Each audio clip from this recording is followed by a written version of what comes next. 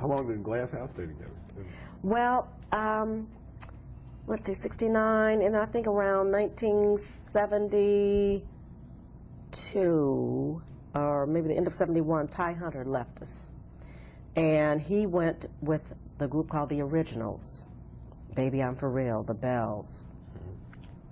And, of course, we were all devastated. I loved Ty, And, in fact, Ty passed away in February of 1982, I believe. And I'm the only surviving member of the Glass House. Larry Mitchell died probably about 10 years ago, and Pearl Jones, the other female singer and musician, died, I think it was last year, of cancer. So I'm the only surviving member. But Ty left in 71, I think, and then we got a couple other replacements in the group. But then the group, Motown, Invictus really wasn't doing anything for us. We put out a couple more albums. And so then we were hardly working. So at one point, I went on the road as a backup singer behind Charo. And Carolyn Crawford, who was a local singer in Detroit, who was fabulous in her own right, she was already singing behind Charo, and she got me the gig with her. And we went on the road, came out here, in fact, when Charo was still married to Xavier Cugat, and we rehearsed at his house, their house, and I went on the road. Now, wait a minute, let me backtrack this a little bit. Okay. Now, did you go on the road with Glass House and perform? Yeah, we went to the Apollo at least twice. In fact, there was one story when we were at the Apollo backstage, and on the bill with us was, I think, the chairman of the board, all the Invictus acts, chairman of the board, the Parliament, Funkadelics, George Clinton, I think the Barrino brothers, who I understand are uncles to Fantasia Barrino, who was the American Idol winner. Let's see, who else was on? The Honeycomb. We had a big show. I can't remember who else was on the show. Oh, the Eighth Day, who also had a million seller with Invictus. Our group was the only one who didn't get a million seller. I don't know why. But anyway, Ty Hunter and I are standing in the wings watching the Parliament Funkadelic act. And in between, you know, we did like 5 shows a day. It was like up the stairs, down the stairs, bam, bam, bam, starting at like 12 noon until late at night. But in between shows, George Clinton had gone and shaved his head and came out in a diaper. A diaper with his head shaved. And they just thought that was hilarious. And I remember Ty and I, well, you know, they were probably smoking that weed. That probably inspired him. But anyway, Ty and I stood in the wings watching George in this diaper and his head shaved. And I remember distinctly shaking my head saying, he is going nowhere. Have I eaten those words many times over? I mean, he's like an icon. More power to him. Yeah, he was a leader of the Funkadelic. Yeah, that's right, that's right. Well, see, back then I was such a, like those who would try to like smoke weed in my car, they called me Grandma Scherrie, because that's the part I took after my mother, very conservative, and I was strictly against any kind of dope or anything like that. And I remember one time, Frida won't admit it, Frida's roommate in New York wrote to my mother, I think, and she said Frida came in, her eyes were red, and she was concerned.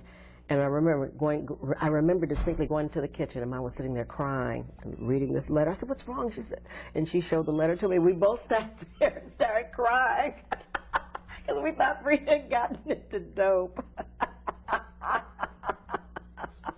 because she had smoked some weed. Oh, she's gonna kill me. Did she tell that? I'm not telling. And that's when I got a call one day. I was over to Walter and Barbara Gaines' house. Walter sings with the Originals still. And they are my very best friends in life. And my mother called me and said, Mary Wilson from the Supremes just called you. And I said, what? And wanted me to call her back. I called her back. And as it turned out, Lamont Dozier, who was my boyfriend at the time, had come out to California on a business for himself, and he had run into Mary at a party, and she told him that Jean Terrell, who had taken Dinah Ross's place, had just left the group, and she was looking for a replacement, and could he recommend anyone? So of course he recommended me. And so she wanted me to send some things about pictures and so on and so forth, which I did, and recordings.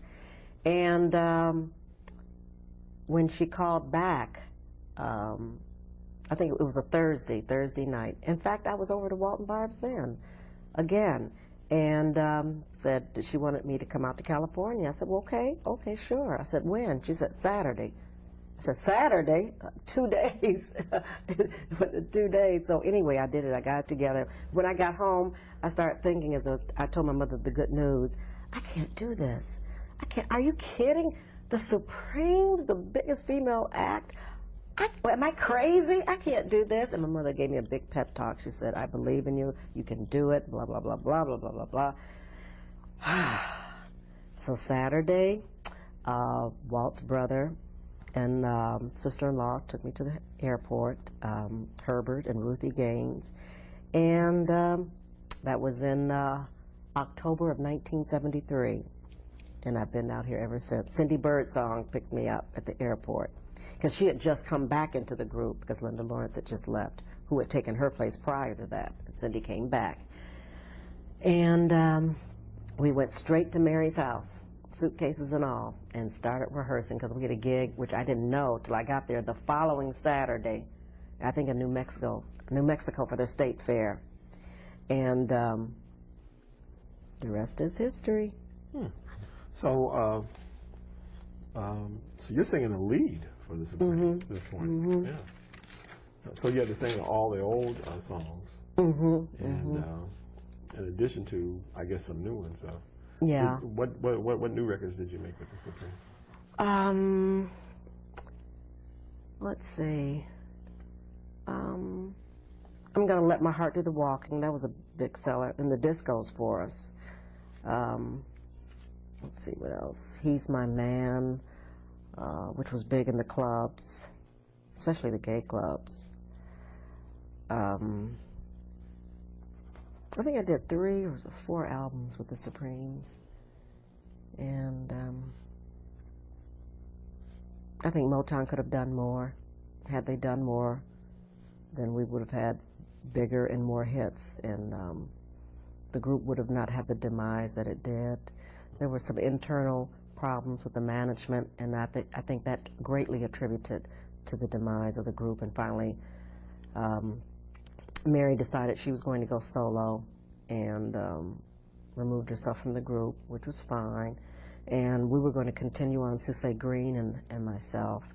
And then Motown finally, I think the edict came down from Diana. That's what I was told. I don't know if that's true or not. That since there was no original member left in the group, that it should just be retired. So when the end of '77, that's when the group was retired.